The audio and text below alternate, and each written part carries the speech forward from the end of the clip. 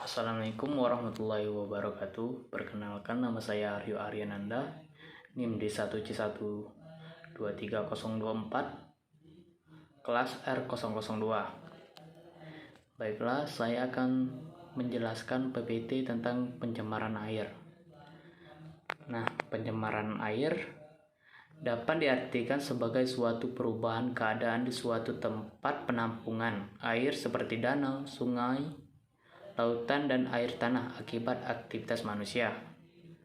Air rentan terhadap polusi. Air dikenal sebagai pelarut universal sebab mampu melarutkan lebih banyak zat daripada cairan lain di bumi. Itu sebabnya air sangat mudah tercemar. Nah, pencemaran air terbagi menjadi dua, yaitu sumber langsung dan sumber tidak langsung. Sumber langsung adalah buangan yang berasal dari sumber pencemaran, yaitu limbah hasil pabrik atau suatu kegiatan, dan limbah domestik berupa buangan indah dan buangan air bekas cucian serta sampah. Pencemaran terjadi karena buangan ini langsung dibuang ke dalam badan air seperti sungai, kanal, parit, atau selokan.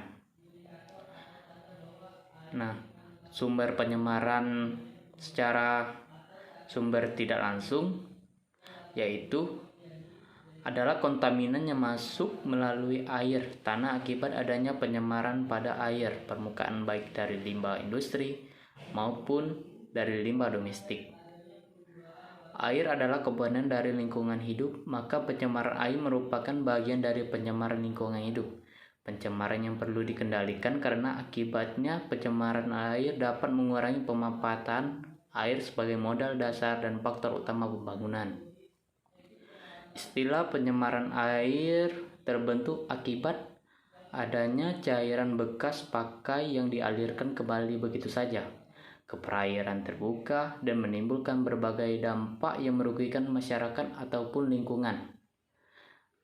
Jenis-jenis pencemaran air ada 4, yaitu bahan toksik, 2 bahan organik, 3 pencemaran termal, 4 pencemaran aerobikal. Ciri-ciri air yang sudah tercemar: 1. Adanya bahan pelarut dan endapan pada air. Yang kedua, berbau. Air yang bagus tidak memiliki bau dan memiliki rasa. Air yang bagus juga tidak memiliki rasa. Suhu air yang berubah dan air berwarna. Nah, dampak pencemaran air pada lingkungan. 1. Dampak pencemaran air terhadap kesehatan manusia. Pengaruh langsung terhadap kesehatan umpamanya tergantung sekali pada kualitas air, yaitu terkontaminasi.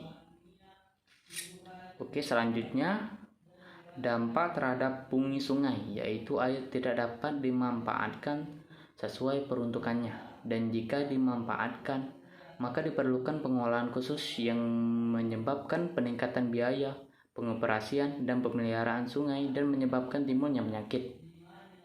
Dan yang ketiga, dampak pencemaran air. Rantai makanan dalam air akan terganggu akibat adanya pencemaran air dengan banyaknya zat pencemaran yang ada di dalam air, menyebabkan menurunnya kadar oksigen di dalam air tersebut. Beberapa jenis ikan maupun tumbuhan yang ada dalam air akan mati karena kekurangan oksigen. Nah, adapun cara untuk mendapatkan air minum yang sehat, yaitu yang pertama, kita bisa merebus air bersih, direbus sampai matang atau mendidih, dan biarkan mendidih tetap dijerang di atas kompor yang menyala. Jangan matikan kompor selama 3-5 menit untuk memastikan kuman-kuman yang ada di dalam air tersebut telah mati. Nah, ketiga, SODIS atau solar disinfection atau pemanasan air dengan menggunakan tenaga matahari. Yang ketiga, klorinasi atau proses pemberian cairan yang mengganggu klorin untuk membunuh bakteri dan kuman yang ada di dalam air bersih. Nah, analisis kualitas air. Kualitas air dapat dilakukan di laboratorium maupun secara sederhana. Pemeriksaan di laboratorium akan menghasilkan data yang lengkap dan bersifat kuantitatif, namun biayanya cukup mahal. Analisis secara sederhana dapat dilakukan sendiri di rumah untuk menguji kandungan kimia dalam air. Nah, mungkin itu saja yang dapat saya sampaikan. Jika ada kesalahan dalam cara mengucap saya mohon maaf. Saya akhiri. Wassalamualaikum warahmatullahi wabarakatuh.